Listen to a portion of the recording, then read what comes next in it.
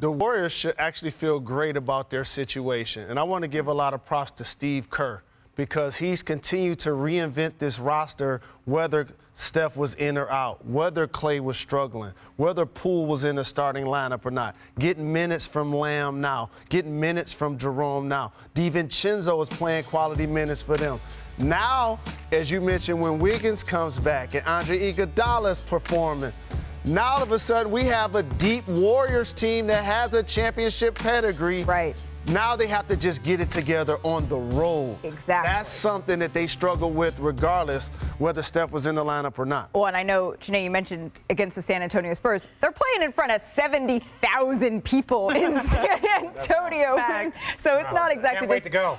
Can't wait to be there. Just your average game. Let's bring Zach Lowe into this conversation because you mentioned all the others, Jalen, right? That's who's been stepping up. That's who's been performing, especially Klay Thompson in this stretch. So, Zach, how can players keep their momentum going that they've gained with Curry out?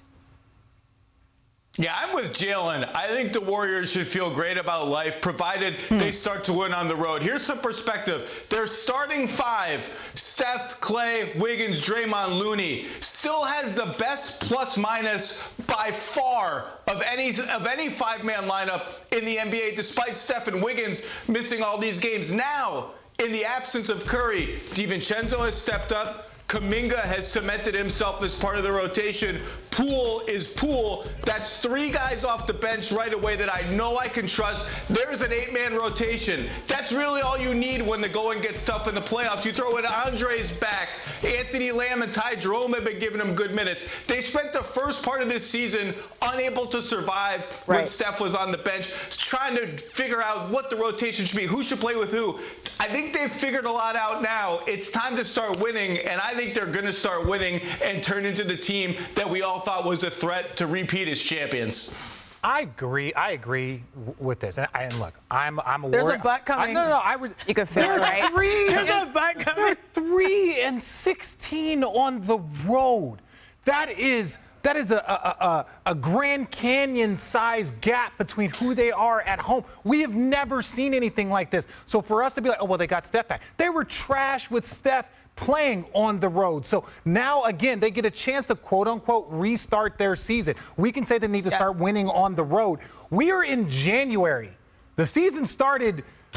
We're halfway through, baby. When did the season start? Midway. October? That's what I'm saying. We're in January, and they have 3 wins on the road. Right. And 3 of their 19, 3 wins, 3 and 16.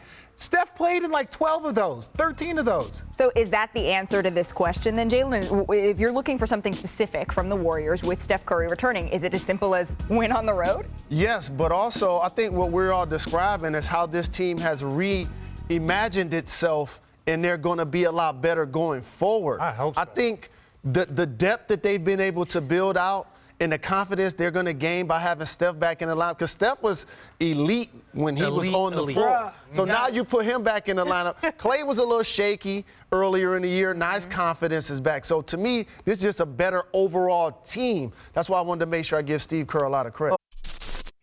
Thanks for watching ESPN on YouTube. For live streaming sports and premium content, subscribe to ESPN+.